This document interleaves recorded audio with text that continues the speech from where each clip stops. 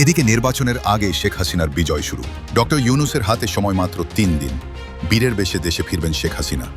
আন্তর্জাতিক মিডিয়ায় চাঞ্চল্যকর তথ্য ফাঁস।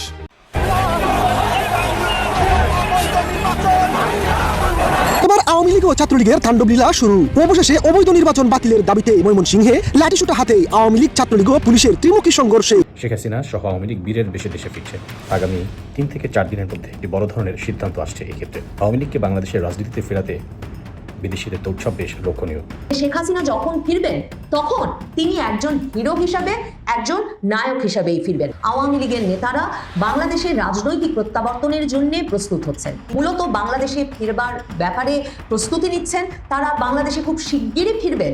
এমনও কি হয়ে যাবে যে গণভোটটাই বন্ধ হয়ে গেল, শেষ মুহূর্তেও এই নির্বাচন বানচাল করা হতে পারে, করার চেষ্টা হতে পারে। এবং তিনি এটাও বলেছেন যে নির্বাচন নিয়ে কোনো শুভ ইঙ্গিত, শুভ কথা কোনো দিক থেকেই আমরা শুনতে পাচ্ছি না। দর্শক, নতুন একটা নিউজ আপনাকে স্বাগতম। প্রিয় দর্শক, বাংলাদেশের যে বর্তমান রাজনৈতিক প্রেক্ষাপট এবং যে পরিস্থিতির সৃষ্টি হয়েছে তারই আলোকে আপনাদের সামনে কয়েকটা গুরুত্বপূর্ণ খবর নিয়ে হাজির হয়েছি, যার কিছুটা অংশ বিশেষ ইতিমধ্যেই ভিডিওর শুরুতেই দেখেছেন। তো দর্শক, ভিডিওর শুরুটা দেখেই কিন্তু বুঝতে পেরেছেন যে আজকের নিউজটা ঠিক কতটা গুরুত্বপূর্ণ এবং ঠিক কোন বিষয়টাকে ইঙ্গিত করছে। তাই বলবো, যারা ভিডিওটি অন করেছেন না টেনে সম্পূর্ণ নিউজটি মনোযোগ সহকারে দেখতে থাকুন, তাহলে আজকের মূল বিষয়টা বুঝতে পারবেন। তো দর্শক, আর দেরি না করে চলুন দেখে আসবো আজকে সেই কাঙ্ক্ষিত ভিডিওগুলো। তবে তার আগে বলবো, যারা এখনো চ্যানেলটি সাবস্ক্রাইব করেননি অবশ্যই চ্যানেলটি সাবস্ক্রাইব করে পাশে থাকা বেল আইকনটি ক্লিক করে দিন। আর যারা ইতিমধ্যেই চ্যানেলটি সাবস্ক্রাইব করে রেখেছেন তাদেরকে অসংখ্য ধন্যবাদ। তো চলুন দর্শক, ভিডিওটিতে একটি লাইক দিয়ে আমরা ধারাবাহিকভাবে সবগুলো ভিডিওর আলোচনা দেখে আসি।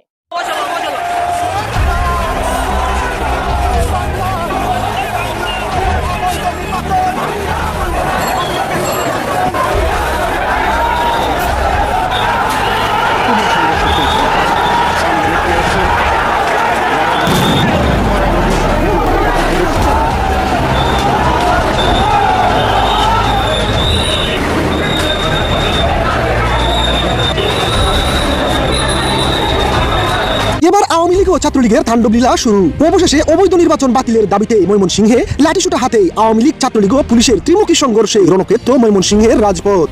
আওয়ামী লীগ ছাড়া যে নির্বাচন সম্ভব না, দেশের বিভিন্ন জায়গায় পুলিশের সাথে আওয়ামী লীগের একের পর এক সংঘর্ষের ঘটনায় আসল প্রমাণ দেয়। আওয়ামী লীগের অস্তিত্ব রক্ষার্থে সংঘবদ্ধ এবার নেতাকর্মীরা। তাই এবার আওয়ামী লীগবিহীন নির্বাচন বাতিলের দাবিতে ময়মনসিংহের লাঠিসোঁটা হাতে আওয়ামী লীগ ও ছাত্রলীগের নেতাকর্মীরা একজুট হয়ে পুলিশের সামনে মুখোমুখি হলে পুলিশ নিয়ন্ত্রণে আনতে টিয়ার গ্যাস নিক্ষেপ করলে সেটি রূপ নেয় ত্রিমুখী সংঘর্ষে। আওয়ামী লীগ হলো ফিনিক্স পাখির মতো, যতই আঘাত আসুক তারা উল্টো দ্বিগুঞ্জরের গতিতে ফিরে আসবে। আওয়ামী লীগ এত সহজে শেষ হয়ে যাওয়ার দল না, যা এবার ময়মনসিংহে পুলিশের সাথে মুখোমুখি হয়ে নিজেদের দুঃসাহস দেখিয়ে দিয়েছে আওয়ামী লীগ ও ছাত্রলীগের নেতাকর্মীরা। এবার হয় এসপার নয় ওসপার। আওয়ামী লীগকে বাংলাদেশের রাজনীতিতে ফেরাতে বিদেশিদের দৌড়ঝাঁপ বেশ লক্ষণীয়। বলা যেতে পারে আগামী 3 থেকে 4 দিনের মধ্যে একটি বড় ধরনের সিদ্ধান্ত আসছে। এই ক্ষেত্রে এটা যেমন দেশীয়ভাবে, এটি তেমন বাইরের চাপ থেকেও হবে। কী কী কারণে কেন এমন কথা বলা হচ্ছে আপনারা আশা করি শিডিউল দেখলে সেটা বুঝতে পারবেন। আপনারা দেখবেন যে দ্য গার্ডিয়ান পত্রিকা বেশ স্পষ্টভাবে শিরোনামে লিখেছে যে শেখ হাসিনা সহ আওয়ামী লীগ বীরের বেশে দেশে ফিরছে। এবং এটি কোনো পেইড কন্টেন্ট না, তারা বিভিন্ন অ্যানালাইসিসে দেখিয়েছেন এবং সেখানে তারা বলছেন যে শেখ হাসিনা গত 2 থেকে 3 মাস প্রায় 16 ঘন্টা ওয়ার্কআউট করেছেন। বেসিক্যালি গত 2 মাস তিনি বিশ্বের বিভিন্ন দেশের গণমাধ্যমের সাথে বক্তব্য দিয়েছেন। এটি মূলত বিশ্ববাসীকে জানাতে বাংলাদেশের পরিস্থিতি কী, বাংলাদেশের জঙ্গিবাদের উত্থান, সন্ত্রাসবাদের উত্থান, এগুলো যেমন বলেছেন, তেমনি আওয়ামী লীগের প্রায় 40% বা অন্যান্য দলের প্রায় অর্ধেক জনগোষ্ঠীকে বাকি রেখেই দেশে একটি প্রহসনের নির্বাচন অনুষ্ঠিত হতে যাচ্ছে, যার ফলে দেশের একটি গ্রহণযোগ্য নির্বাচন হবে না এবং দেশ স্থিতিশীল হবে না বলে শেখ হাসিনা সাক্ষাৎকারে একাধিকবার বলেছেন। এটি মূলত বিশ্ববাসীর দৃষ্টি আকৃষ্ট হয়েছে। আমরা জানি যে ভারতের সাথে আমেরিকার বাণিজ্য চুক্তি সম্পাদিত হয়েছে এবং আজ মূলত জয়শঙ্করের নেতৃত্বে একটি 21 সদস্য দল ওয়াশিংটনে পৌঁছেছে এবং সেখানে বাংলাদেশ তাদের দ্বিপাক্ষিক বিষয় ছাড়াও বাংলাদেশের বিষয়টি গুরুত্ব পাবে। বিশেষ করে আঞ্চলিকতা ইস্যুতে আপনারা জানেন যে ভারত এখানকার অবস্থানে ওয়াশিংটনের সাথে একযোগে কীভাবে কাজ করবে সেই বিষয়টি আলোচনা উঠে আসবে বলে একাধিক গণমাধ্যমে কিন্তু এর মধ্যে খবর বের হয়েছে। ভারতের স্বরাষ্ট্রমন্ত্রী অমিত শাহ বেশ হুঙ্কার দিয়ে বলেছেন যে অনেক কিছু হয়েছে, তবে এরপর ভারত আর কোনো কিছুতে ছাড় দেবে না নিরাপত্তা সংক্রান্ত যে কোনো ইস্যুতে, এবং ভারত সঠিক সময়ে সঠিক সিদ্ধান্ত করার জবাব দেবে বলে অমিত শাহ এবার হুঁশিয়ারটা এসেছে। অর্থাৎ বলা যাচ্ছে যে টানটান বিষয়টি কিন্তু লক্ষ্য করা যাচ্ছে এবং আপনারা দেখবেন যে ঘন ঘন বিভিন্ন দেশের রাষ্ট্রদূতরা দেখা করছেন, আমাদের নির্বাচন সংক্রান্ত বিষয়, নিরাপত্তা বিষয় জানতে চাচ্ছেন এবং এরই মধ্যে জানেন যে বিশ্বের প্রায় সব দেশই তাদের নাগরিকদের বাংলাদেশে ভ্রমণ সতর্কতা জারি করেছে। যুক্তরাষ্ট্র, যুক্তরাজ্য, কানাডা, অস্ট্রেলিয়া, বিশ্বের প্রায় সব দেশই যেখানে একটি উৎসবমুখর নির্বাচন হবে, সবাই আসবে, সেখানে সবাই তাদের নাগরিকদের ভ্রমণ সতর্কতা জারি করেছে, অ্যালার্ট জারি করেছে। তো এটি একটি বিষয় রয়েছেই, এবং আপনারা দেখবেন এর মধ্যে কেন হবে না। আসিফ মাহমুদ সজীব ভাই কিন্তু বলেছেন নির্বাচনে তাদের একটি বিশেষ বাহিনী প্রস্তুত আছে। তো কেন এই ধরনের কথা বলছেন, এটির অবশ্য কোনো সুরাহা বা কোনো জবাব এখনও পর্যন্ত মেলেনি। আপনারা দেখবেন যে একটি বিষয় হয়েছে যে জামাতের যে স্ট্যাটাসটি একটি মূলত করা হয়েছে, অনেকেই বলছেন এটি জামাতের নিজস্ব তরফ থেকেই খুবই ঠান্ডা মাথায় করা হয়েছে, এই কারণে যে নির্বাচনের 2-3 দিন আগে তারেক রহমানকে ঘিরে অনুরূপ একটি স্ট্যাটাস আসতে পারে যেটি তারেক রহমানকে বিচলিত করতে পারে। তো এটি নিয়ে সরগরম আলোচনা করছে। আলোচনা ডাইভার্ট করার জন্য বঙ্গভবনে রাষ্ট্রপতির সাথে জামাতের ঊর্ধ্বতন নেতাদের বৈঠক একটি বিশেষ তাৎপর্যপূর্ণ বহন করে, এবং সেক্ষেত্রে এটি খুবই গুরুত্বপূর্ণ। আপনারা দেখবেন যে ছবিতে রাষ্ট্রপতি মোহাম্মদ শাহাবুদ্দিনকে কিন্তু বেশ হাস্যোজ্জ্বল দেখা গেছে। এটি মূলত কখনোই হবার নয়, তা যে এটি একটি গুরুত্বপূর্ণ মেসেজ যে নিশ্চয়ই কিছু একটি আছে, যেটি বলা হচ্ছিল জামাত যদি মনে করে যে সামান্যতম তার জয়ের ব্যাপারে সন্দেহ রয়েছে, জামাত কিন্তু যে কোনো উপায়ে নির্বাচনটি হতে দিবে না। কাজেই বোঝা যাচ্ছে যে সেরকমই একটি আভাস বোঝাই যাচ্ছে বিষয়ে। এবং শেখ হাসিনার ফেরতের ব্যাপারটি রাজনীতি স্থিতিশীলতার বিষয়টিও সামনে আসছে। অবশ্য জামাতের সাথে রাষ্ট্রপতির বৈঠকে কী বিষয় নিয়ে কথা হয়েছে সেটি আসেনি, যদি উপরে একটি দেখানো হয়েছে বঙ্গভবন থেকে একজন কর্মকর্তাকে গ্রেপ্তার করা হয়েছে জামাতের আমিরের আইডিটি হ্যাক করার বিষয়, কিন্তু এটা অনেকেই বলছে এটা একটা আইওয়াশ। আসলে মূলত ভিন্ন একটি আলোচনা করতে জামাতের ঊর্ধ্বতন কর্মকর্তারা রাষ্ট্রপতির সাথে সাক্ষাৎ করেছেন, এবং আমরা তাহলে বোঝাই যাচ্ছে যে একটা কিছু হতে যাচ্ছে। এবং গার্ডিয়ানের সাক্ষাৎকার মতে সেখানে আপনারা জানেন যে দিল্লিতে বাংলাদেশ সময় আজকে শেখ হাসিনার সাথে সাক্ষাৎ করেছেন বাংলাদেশ সাবেক স্বরাষ্ট্রমন্ত্রী আসাদুজ্জামান খান কামাল, জাহাঙ্গীর কবির নানক, এবং আমরা জানি যে ওখানে আমাদের বাহাউদ্দিন নাসিম এবং সেখানে সিনিয়র যারা নেতারা রয়েছেন তারা সবাই দিল্লিতে শেখ হাসিনার সাথে বিশেষ গুরুত্বপূর্ণ বৈঠকটি করতে যাচ্ছেন, এবং সেখান থেকে আশা রেখে নির্বাচনের আগে একটি গুরুত্বপূর্ণ বার্তা এবং সর্বশেষ বার্তাটি শেখ হাসিনা পৌঁছে দেবেন। ধারণা করা হচ্ছে যে নির্বাচন প্রতিহত করতে শেখ হাসিনা তাদের ভোটারদেরকে ভোট কেন্দ্রে না যেতে তিনি নির্দেশ দেবেন, এবং ভোট কেন্দ্রগুলোতে ভোট থেকে বিরত থাকতে বলা হবে, অর্থাৎ সেই নো ভোট এই কার্যক্রমটি চলবে। কাজেই খুবই গুরুত্বপূর্ণ আগামী 3 থেকে 4টা দিন। দেখা যাক এই সময় আসলে কী ধরনের সিদ্ধান্ত আসে। তবে বলা হচ্ছে যে শেখ হাসিনা বীরের বিষয়ে ফিরবে, তেমন আসলে লক্ষণগুলো এখন আপাতত রাজনীতির মাঠ খোলা। সেই খোলাতে আসলে মাস শিকার কে কখন কিভাবে করে সেটি সবাই দেখার জন্য উন্মুখ হয়ে আছে। শেখ হাসিনা যখন ফিরবেন তখন তিনি একজন হিরো হিসাবে, একজন নায়ক হিসাবেই ফিরবেন। তারা সেখানে মূলত বাংলাদেশে ফিরবার ব্যাপারে প্রস্তুতি নিচ্ছেন। তারা বাংলাদেশে খুব শিগগিরই ফিরবেন। শুধুমাত্র সে ব্যাপারে আত্মবিশ্বাসী তাই নয়, আওয়ামী লীগের নেতারা আত্মবিশ্বাসী যে আওয়ামী লীগের নেত্রী শেখ হাসিনা বাংলাদেশে ফিরবেন নায়কের মর্যাদায়। She will still return as a hero. তিনি নায়কোচিত সম্বর্ধনা পেয়েই বাংলাদেশে ফিরবেন। কলকাতায় গিয়ে হানা এলিস প্যাটারসন দেখা করেছেন ছাত্রলীগ সভাপতি সাদ্দাম হোসেনের সঙ্গে। আওয়ামী লীগের শীর্ষস্থানীয় নেতা জাহাঙ্গীর কবির নানক, বাহাউদ্দিন নাসিমের উদ্ধৃতিও আছে তার এই প্রতিবেদনে। হানা এলিস প্যাটারসন তার প্রতিবেদনটা শুরু করেছেন এভাবে যে যখন আওয়ামী লীগ নেতৃবৃন্দকে অপরাধী এবং পলাতক হিসেবে তাদের নিজ দেশ বাংলাদেশে চিহ্নিত করা হয়, তখন আওয়ামী লীগের এই নেতৃবৃন্দ ভারতে বসে অবাধেই তাদের রাজনৈতিক কার্যক্রম পরিচালনা করছেন। কলকাতার ফুড কোর্টে ভিড়ের মধ্যে চা নাস্তা খেতে খেতে মূলত কত দ্রুত কিভাবে তারা বাংলাদেশে ফিরতে পারেন এই পরিকল্পনা বা এই ছকে কষছেন আওয়ামী লীগ এবং আওয়ামী লীগের অঙ্গ সংগঠনের নেতৃবৃন্দ। গার্ডিয়ানের এই প্রতিবেদনে প্রথমবারের মতো একটা সংখ্যা পেলাম যে আওয়ামী লীগের কতজন বা আওয়ামী লীগের অঙ্গ সংগঠন সমূহের কতজন নেতা কলকাতাতে এখন বাস করছেন, নির্বাসিত আছেন। গার্ডিয়ান লিখছে অন্তত 600 জন আওয়ামী লীগ নেতা কলকাতায় এখন নির্বাসনে আছেন। গার্ডিয়ান বলছে যে 2024-এর 5ই আগস্ট যখন গণ অভ্যুত্থানে শেখ হাসিনার পতন হয় এবং ক্ষুব্ধ জনতা প্রধানমন্ত্রীর বাসভবনের দিকে যেতে থাকেন এবং শেখ হাসিনাকে তার বাসভবন ছেড়ে ভারতে গিয়ে আশ্রয় নিতে হয়, তখন একদিকে মামলা হামলা, অন্যদিকে ক্ষুব্ধ জনতা আর আক্রমণের ভয়, এই সব মিলিয়ে আওয়ামী লীগের নেতা কর্মী সমর্থকদেরকে দেশ ছেড়ে ভারতে গিয়ে আশ্রয় নিতে হয়েছিল। এবং কলকাতা সে সময় যেহেতু বাংলাদেশের একেবারে সীমান্তবর্তী শহর, সীমান্ত সংলগ্ন শহর হিসেবে অভিহিত করছে গার্ডিয়ান, সে কারণে সেখানে সবচেয়ে বেশি আওয়ামী লীগের নেতাদেরকে এখন দেখা যাচ্ছে যারা সেখানে আত্মগোপনে আছেন। ভারত কার্যতই আওয়ামী লীগ এবং তার অঙ্গ সংগঠনের নেতাকর্মীদের জন্য একটা লাইফলাইন হয়ে উঠেছে, জীবন রেখা হয়ে উঠেছে বলে উল্লেখ করছেন গার্ডিয়ানের এই দক্ষিণ এশিয়া বিষয়ক প্রতিবেদক হানা এলিস প্যাটারসন। তিনি বলছেন দলীয় এবং সাংগঠনিক কর্মকাণ্ড টিকিয়ে রাখার ক্ষেত্রে ভারতই হয়ে উঠেছে মূল কেন্দ্র। গত বছরের মে মাসে, 24-এর মে মাসে যখন অন্তর্বর্তী সরকার আওয়ামী লীগের কার্যক্রম নিষিদ্ধ ঘোষণা করলো এবং আওয়ামী লীগের নেতা কর্মীদের বিরুদ্ধে ব্যাপক পরিমাণ মামলা দায়ের করা হলো, হত্যাকাণ্ডের অভিযোগে, দুর্নীতি সহ একাধিক অভিযোগে এবং 12ই ফেব্রুয়ারির নির্বাচনে মানে আসন্ন নির্বাচনেও আওয়ামী লীগকে অংশ নিতে দেওয়া হবে না, আওয়ামী লীগকে কোনো রকম নির্বাচনী কর্মকাণ্ডে অংশগ্রহণ করতে দেওয়া হবে না, এই সিদ্ধান্ত নিয়ে ফেলা হলো এবং শেখ হাসিনাকে আন্তর্জাতিক অপরাধ ট্রাইব্যুনালে বিচারের মুখোমুখি করে মৃত্যুদণ্ডের রায় ঘোষিত হলো, তখনও ভারতই সেই কেন্দ্র হয়ে উঠেছে যেখানে আওয়ামী লীগের নেতা কর্মীরা তাদের রাজনৈতিকভাবে বাংলাদেশে ফিরে যাওয়ার সম্পূর্ণ পরিকল্পনা করছেন। এখানে গার্ডিয়ান প্রতিবেদক দিল্লি যান নাই, কাজে গার্ডিয়ান প্রতিবেদকের শেখ হাসিনার সাক্ষাৎ প্রার্থনা করেছিলেন কিনা বোঝা যাচ্ছে না। দিল্লিতে কিভাবে কার্যক্রম চলছে সে বিষয়ে তিনি আওয়ামী লীগের নেতাদের মুখেই কলকাতায় শুনে লিখছেন বলে ধারণা করি।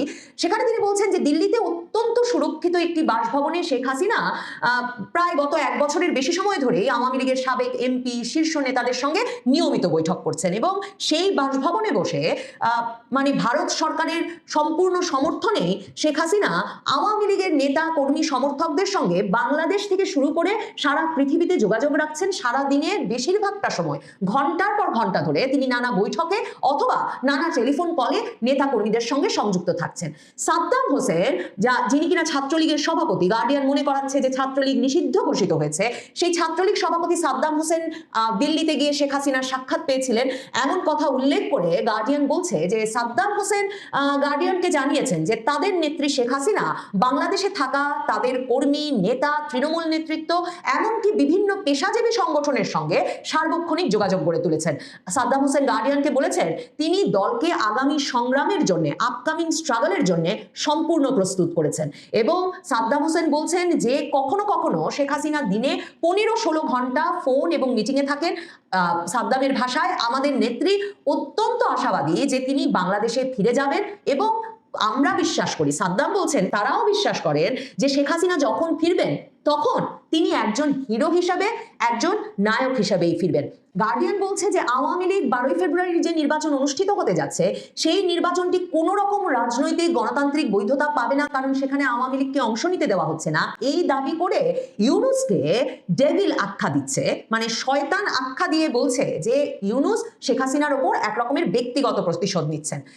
গার্ডিয়ান বলছে ইউনুস এই অভিযোগ নাকচ করেছেন। জাহাঙ্গীর কবির নানকের সঙ্গে কথা হয়েছে গার্ডিয়ান পত্রিকার, যিনি আওয়ামী লীগের একজন সাবেক মন্ত্রী এবং শীর্ষস্থানীয় নেতা ছিলেন। তিনি বলেছেন তারা তাদের কর্মীদেরকে এবং বাংলাদেশে থাকা সকল নেতাকর্মী সমর্থককে নির্দেশনা দিয়েছেন যে কোনোভাবেই যাতে ওই শ্যাম প্রসেসে, ভুয়া নির্বাচনের প্রসেসে কোনোভাবে আওয়ামী লীগের কোনো নেতা কর্মী সমর্থক অংশ না নেন এবং তারা যাতে সেই নির্বাচনের সকল কিছু বর্জন করেন, ভোট দিতে যাওয়া বর্জন করেন, প্রচারণা কার্যক্রম বর্জন করেন, সকল প্রক্রিয়া বর্জন করেন। এবং গার্ডিয়ান তখন বলছে যে যদিও আওয়ামী লীগের যারা সমালোচনাকারী তারা আওয়ামী লীগ এই যে এখন অংশগ্রহণমূলক নির্বাচনের কথা বলছে, গণতন্ত্রের কথা বলছে, মানবাধিকারের কথা বলছে, গণমাধ্যমের স্বাধীনতার কথা বলছে, এগুলোকে তারা অনেকেই বলছে যে শেখ হাসিনার আমলেও সেগুলো রক্ষিত হয়নি। কিন্তু গার্ডিয়ান এখানে গুরুত্বের সঙ্গে উল্লেখ করছে ইউনুসের অন্তর্বর্তী সরকারও সমালোচনার বাইরে নয়। সাংবাদিকদের বিরুদ্ধে ইউনুস আমলে সন্ত্রাস বিরোধী আইনের অপব্যবহার, মত প্রকাশের স্বাধীনতা ও সংখ্যালঘু অধিকার রক্ষা করতে ব্যর্থতা এবং আইন শৃঙ্খলার গুরুতর অবনতির অভিযোগ উঠেছে। শেখ হাসিনাকে মৃত্যুদণ্ড দিয়েছে যে আন্তর্জাতিক অপরাধ ট্রাইব্যুনাল, গার্ডিয়ান লিখছে সেটিও আন্তর্জাতিক মান মানেনি, সে অভিযোগে সমালোচিত হচ্ছে। প্রতিশোধের নামে দেশ জুড়ে যে ব্যাপক সহিংসতা ছড়িয়ে পড়েছে আওয়ামী লীগ দাবি করেছে তাতে তাদের শত শত কর্মী হামলার শিকার হয়েছেন, নিহত হয়েছেন এবং মাসের পর মাস জামিন ছাড়া কারাবন্দী রয়েছেন। অনেকেই এখনো আত্মগোপনে পালিয়ে থাকছেন। গার্ডিয়ানকে ছাত্রলীগ সভাপতি সাদ্দাম হোসেন বলেছেন আমরা কলকাতায় আছি জেলের ভয় না, আমরা জানি দেশে ফিরলে আমাদের মেরে ফেলা হবে। গার্ডিয়ান এই যে আওয়ামী লীগের নেতারা কোন পরিস্থিতিতে গিয়ে কলকাতায় আছেন বা ভারতে আছেন এবং কোন পরিস্থিতিতে গিয়ে তারা ভারতে রাজনৈতিক কার্যক্রম চালাতে বাধ্য হচ্ছেন সেটা পরিষ্কারভাবে এই প্রতিবেদনে তুলে ধরেছে। কিন্তু গার্ডিয়ান একটা ভূ রাজনৈতিক টানাপোড়েনের চিত্র তুলে এনেছে। গার্ডিয়ান বলছে যে এই যে ভারত হয়ে উঠেছে মূল কেন্দ্র, যেই রাজনৈতিক দলটিকে অন্তর্বর্তী সরকার নিষিদ্ধ করেছে, যেই সাবেক প্রধানমন্ত্রীকে অন্তর্বর্তী সরকারের আমলে বিচারের মুখোমুখি করে মৃত্যুদণ্ড দেওয়া হয়েছে, তারা যে বাংলাদেশ সরকারের প্রত্যর্পণের আহ্বানে, মানে শেখ হাসিনাকে বাংলাদেশে ফেরত পাঠিয়ে বিচারের মুখোমুখি করার আহ্বানে কোনো সাড়া না দিয়ে শেখ হাসিনাকে নিরাপদ আশ্রয় দিয়েছেন এবং রাজনৈতিক কার্যক্রম পরিচালনার সম্পূর্ণ স্বাধীনতা দিচ্ছেন, এটা ভারতের সঙ্গে বাংলাদেশের সম্পর্ককে অস্বস্তিকর করে তুলেছে। এর ভূরাজনৈতিক টানাপোড়েন সৃষ্টি হয়েছে, জিও পলিটিক্যাল একটা টেনশন সৃষ্টি হয়েছে বলে গার্ডিয়ান লিখছে শেখ হাসিনা যখন 23শে জানুয়ারি দিল্লিতে প্রকাশ্য সভায় এসে বক্তব্য রেখেছেন অডিও বার্তার মাধ্যমে, তারপর এই টানাপোড়েন এক রকমের তুঙ্গে উঠেছে। দিল্লিতে ওই সভায় বক্তব্য রাখাকে গার্ডিয়ান জনসমাবেশে তার প্রথম প্রকাশ্য ভাষণ, শেখ হাসিনার প্রথম প্রকাশ্য ভাষণ হিসেবে উল্লেখ করেছে এবং সেই ভাষণে তিনি যে নির্বাচনকে প্রত্যাখ্যান করেছেন, ইউনূসকে জোর করে ক্ষমতা দখলকারী বলে অভিযোগ করেছেন এবং বাংলাদেশকে একটা রক্তে ভেজা রাষ্ট্র, ব্লাড সোকড কান্ট্রি হিসেবে অভিহিত করেছেন, এগুলো উল্লেখ করে গার্ডিয়ান বলেছেন এতে বাংলাদেশের পররাষ্ট্র মন্ত্রণালয় তীব্রভাবে ক্ষুব্ধ হয়ে উঠেছে। তারা বলেছে এই যে ভারত সরকার এই শেখ হাসিনাকে যে বক্তৃতা রাখতে দিয়েছে জনসমাবেশে, এটা বাংলাদেশের জনগণ ও সরকারের প্রতি স্পষ্ট অবমাননা। তবে গার্ডিয়ান বলছে ভারত সরকার এ বিষয়ে কোনো প্রতিক্রিয়া জানায়নি। গার্ডিয়ানের এছাড়াও কথা হয়েছিল আওয়ামী লীগের যুগ্ম সাধারণ সম্পাদক এবং সাবেক এমপি AFM বাহাউদ্দিন নাসিমের সঙ্গে। বাহাউদ্দিন নাসিম গার্ডিয়ান প্রতিবেদককে বলেছেন যে তারা 2024-এর জুলাই আগস্ট আন্দোলনটাকে কোনো স্বতঃস্ফূর্ত বিপ্লব বলে মনে করেন না। তারা মনে করেন ওটা তাদের গণতান্ত্রিক সরকার উৎখাতের জন্য একটা সন্ত্রাসী দখলদারিত্ব ছিল এবং তিনি বলেছেন মানে যে মানবতা বিরোধী এবং যে হত্যার অভিযোগ তাদের বিরুদ্ধে আনা হয়েছে সেটাকে বাহাউদ্দিন নাসিম গার্ডিয়ান প্রতিবেদকের সামনে হেসে বোগাস বোগাস বোগাস, ভুয়া ভুয়া ভুয়া বলে অভিহিত করেছেন। গার্ডিয়ান বলছে আওয়ামী লীগের নেতৃবৃন্দ খুব শিগগিরই বাংলাদেশে ফিরে যাওয়ার ব্যাপারে আশাবাদী, কারণ তারা মনে করছে আগামী নির্বাচনটা যদি আওয়ামী লীগ ছাড়া হয়ে যায় তাহলে যেই সরকার ক্ষমতায় আসবে, যে দল ক্ষমতায় আসবে, তারা যেহেতু কিছুতেই বাংলাদেশে শান্তি স্থিতিশীলতা দিতে পারবে না, তখন জনগণের দাবির মাধ্যমে, আসন্ন সংগ্রামের মাধ্যমে বাংলাদেশের রাজনৈতিক প্রত্যাবর্তন ঘটবে। আওয়ামী লীগ নেতৃবৃন্দ একেবারে শীর্ষ নেতা শেখ হাসিনা থেকে শুরু করে নির্বাচিত নেতারা ভারতে বসে বাংলাদেশে ফেরার সেই ছকই কষছেন বলে লিখেছে গার্ডিয়ান পত্রিকা। দর্শক, নির্বাচন কমিশন থেকে আদেশ জারি করেছে যে সরকারের কেউ, সরকারি কর্মকর্তা কর্মচারী সরকারের কেউ আগামী গণভোটে হ্যাঁ কিংবা না এর পক্ষে প্রচারণা চালাতে পারবেন না। সচেতনতা ক্যাম্পেইন করতে পারবেন, গণভোট সম্পর্কে মানুষকে জানাতে পারবেন, কিন্তু কোনো পক্ষে প্রভাবিত করতে পারবেন না। নির্বাচন কমিশন লিখিত চিঠি জারি করেছে। এরপরেও একজন ভদ্রলোক একেবারে গোয়ার গোবিন্দ হয়ে তিনি তার মত প্রতিষ্ঠিত করেই চলেছেন। নির্বাচন কমিশন, RPO এগুলোকে তোয়াক্কাই করেন না তিনি, কারণ তিনি পৃথিবীর শ্রেষ্ঠ সংবিধান বিশেষজ্ঞ, তিনি পৃথিবীর শ্রেষ্ঠ আইনজ্ঞ। তিনি যা বলবেন সেটাই আইন, তিনি যা বলবেন সেটাই সংবিধান। আমাদেরকে সেটাই মেনে নিতে হবে। যেমন আমাদের বিদেশ থেকে উড়ে আসা প্রফেসর আলী রিয়াজ, তিনি বলছেন যে সরকার গণভোটে হ্যাঁ এর প্রচার করতে পারবে, কারণ এই সরকার নির্বাচিত সরকার না। নতুন তত্ত্ব দিয়েছেন। নতুন তত্ত্ব তিনি যখন দিয়েছেন তখন সংবিধান বিশেষজ্ঞ ডক্টর শাহদিন মালিক বলছেন উল্টো কথা। শাহদিন মালিক বেশ ভয়ঙ্কর কিছু মন্তব্য করেছেন। চলুন আলী রিয়াজ কি বলছেন, শাহদিন মালিক কি বলছেন। নির্বাচন কমিশনের যে অর্ডার, সেই অর্ডার সরকার মানছে না এটা প্রমাণ করলেন যখন ডক্টর আলী রিয়াজ, তখন পরিস্থিতি কোন দিকে যাবে? এটা কি সত্যি কোর্ট পর্যন্ত যাবে, আদালতের পর্যন্ত যাবে? এবং আদালত পর্যন্ত যদি যায়, এমনও কি হয়ে যাবে যে গণভোটটাই বন্ধ হয়ে গেল? অন্তর্বর্তী সরকার নির্বাচিত নয়, তাই গণভোটের পক্ষে প্রচার করতে পারবে। এবার নতুন আইডিয়া নিয়ে এসেছেন, পুরনো আইডিয়াই আর খাওয়া হচ্ছে না। এবার নতুন আইডিয়া নিয়ে এসেছেন যে অন্তর্বর্তী সরকার নির্বাচিত নয়, সেহেতু তারা গণভোটের পক্ষে কাজ করতে পারবে। অন্তর্বর্তীকালীন সরকার কি অবৈধ সরকার? মানে অবৈধ সরকার বলে তারা যা ইচ্ছা তাই করতে পারবে? অন্তর্বর্তীকালীন সরকার যদি মানে বৈধ সরকার হয়, যদি সংবিধান সম্মত সরকার হয়, তাহলে নির্বাচিত আর অনির্বাচিত এই প্রসঙ্গ আসে কি করে? একটা বৈধ সরকার, তার বেলায় নির্বাচিত কিংবা সাময়িক সময়ের জন্য সংবিধান সম্মত যদি সরকার হয়, সেই সরকার দুই সরকারের জন্য তো একই নিয়ম প্রযোজ্য। এটা তো পাগলেরও বোঝার কথা, কিন্তু তিনি বুঝছেন না কেন? তিনি নতুন করে আবার নতুন নিয়ম, নতুন ফতোয়া সামনে আনছেন কেন? তিনি কি বলছেন? তিনি বলছেন যে আসন্ন গণভোট প্রচার ও জাতীয় সংসদ নির্বাচনে ভোটার উদ্বুদ্ধকরণে শিক্ষার্থীদের পাশাপাশি মত বিনিময় সভায় ডক্টর আলী রিয়াজ বলেন, জুলাই সনদে এমন কিছু বলা হয়নি যেগুলোতে বাংলাদেশের নাগরিকদের অধিকার সংকুচিত করা হবে। জুলাই জাতীয় সনদ নাগরিকদের অধিকার প্রতিষ্ঠিত করবে। রক্ত দিয়ে লেখা হয়েছে জুলাই জাতীয় সনদ। এই সনদে এক ব্যক্তির শাসন যেন আর ফিরে না আসে সে বিষয়ে উল্লেখ করা হয়েছে। প্রশ্নোত্তর পর্বে তিনি বলেন, সময়ের কারণে গণভোট এবং জাতীয় সংসদের নির্বাচনের সিদ্ধান্ত একই সাথে নেওয়া হয়েছে। তিনি মন্তব্য করেন, ভিজিলেন্স থাকলে কোনো প্রতিষ্ঠান জনগণের আকাঙ্ক্ষার বিরুদ্ধে কাজ করতে পারবে না। এবং তিনি বলছেন যে অন্তর্বর্তী সরকার যেহেতু অনির্বাচিত সরকার, নির্বাচিত সরকার না, সেহেতু তারা গণভোটের পক্ষে মত দিতে পারবে। মানে তিনি যে কোনো মূল্যে নির্বাচন কমিশন, সংবিধান, RPO সব কিছুকে তোয়াক্কা না করে নিজের মত প্রতিষ্ঠিত করবেনি। এটা বলে দিলেই হয় যে কোনো সংবিধান, কোনো RPO, কোনো নির্বাচন কমিশন এগুলো নয়, বাংলাদেশে সেটাই হবে যেটা প্রফেসর আলী রিয়াজ বলবেন। এটা বলে দিলেই তো সহজ সমাধান হয়ে যায়। তাহলে আর আমাদের RPO খুঁজতে হয় না, নির্বাচন কমিশনকে নির্দেশ জারি করতে হয় না। এখন নির্বাচন কমিশন যে নির্দেশ জারি করলো, নির্বাচন কমিশনের কথার উপর দিয়ে যে তিনি কথা কথা বলছেন, কে বড়, নির্বাচন কমিশনার বড় না প্রধান উপদেষ্টার একজন বিশেষ সহকারী বড়?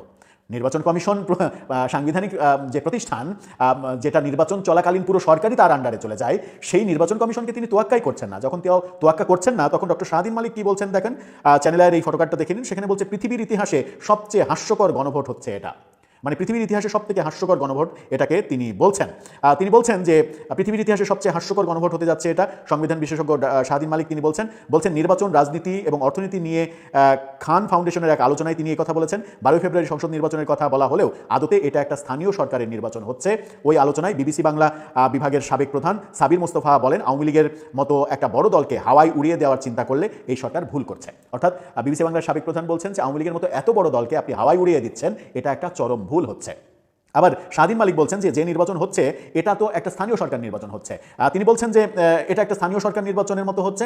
আমাদের দেশে স্থানীয় সরকার নেই, যেখানে বাজেটের মাত্র 5% ওই খাতে ব্যবহৃত হয়, অথচ ভারতের স্থানীয় সরকার এত শক্তিশালী, সেখানে বাজেটের 40 থেকে 50% খরচ হয়। পৃথিবীতে 3টি দেশে স্থানীয় সরকার নেই, একটা বাংলাদেশ, একটা চীন, একটা রাশিয়া। এই 3টা দেশে স্থানীয় সরকার নেই, বাকি সব দেশে স্থানীয় সরকার আছে। এটা বলে তিনি বলছেন যে এরা কি বলছে প্রচারে, এরা বলছে খাল বিল এগুলো করা হবে, ব্রিজ কালভার্ট করা হবে, এগুলো তো এমপির কাজ না, এগুলো তো স্থানীয় সরকারের কাজ। তারা যে প্রতিশ্রুতি দিচ্ছে সবই স্থানীয় সরকারের কাজ। এবং এটা বলে তিনি বলছেন যে আগে তো পত্রিকায় লিখতে পারতাম, ফ্রিলি আগে পত্রিকায় লিখতে পারতাম, কিন্তু এখন ভয়ে তাও পারি না। তিনি মবের ভয়ের কথা বলছেন, যে এখন ভয়ে পত্রিকাতেও লিখতে পারি না, সেই কথা বলছেন। শাহদিন মালিকের মতো মানুষ যদি বলেন যে ভয়ে লিখতে পারি না, তাহলে এর চাইতে দুঃখজনক কথা কি আর হতে পারে? এই যে নির্বাচন নিয়ে এত কথা, আলী রিয়াজ এক কথা বলছেন, ডক্টর শাহদিন মালিক এক কথা বলছেন। এই কথার মাঝে সাংবাদিক জুলকারনায়ন শাহের, আল জাজিরার অনুসন্ধানী সাংবাদিক, তিনি একটি অনলাইন প্ল্যাটফর্মের সঙ্গে আলাপকালে তিনি বলেছেন যে এই নির্বাচন বানচালের জন্য বহু দিকের বহু এজেন্সির চেষ্টা আছে। অনেকেই নাকি এই নির্বাচন বানচালের চেষ্টা করছে, শেষ মুহূর্তেও এই নির্বাচন বানচাল করার চেষ্টা হতে পারে। এবং তিনি এটাও বলেছেন যে শেষ পর্যন্ত হয়তো একটা যেন তেন নির্বাচন হবে, কিন্তু তার ফলাফলটা খুব একটা ভালো হবে না। যখন নির্বাচন বানচালের চেষ্টাই থাকে বিভিন্ন শক্তিশালী গোষ্ঠী, বিভিন্ন শক্তিশালী এজেন্সি, তখন এটা শুভ লক্ষণ নয়। তার মানে নির্বাচন নিয়ে কোনো শুভ ইঙ্গিত, শুভ কথা কোনো দিক থেকেই আমরা শুনতে পাচ্ছি না। তবুও আমাদের প্রত্যাশা 12 ফেব্রুয়ারি ভালোই নির্বাচনটা হয়ে যাক, একটা গণতান্ত্রিক সরকারের কাছে ক্ষমতা হস্তান্তরিত হোক। বর্তমানে যত সংকট, আইন শৃঙ্খলার পরিস্থিতি সহ সব দিকে যত সংকট, এই সংকটগুলো যত দ্রুত সম্ভব সমাধান হোক। প্রিয় দর্শক, আমি আশা করছি সবগুলো ভিডিওই আপনি মনোযোগ সহকারে দেখেছেন। সেই সাথে দর্শক, এই ভিডিওগুলো সম্পর্কিত যদি কোনো তথ্য বা মতামত থাকে তাহলে তো অবশ্যই কমেন্ট করে জানিয়ে দিন। এতক্ষণ সাথে থাকার জন্য ধন্যবাদ। নিউজটি শেষ করছে এখানেই, ফিরছে আগামী ভিডিওতে নতুন কোনো টপিক নিয়ে। আল্লাহ হাফেজ।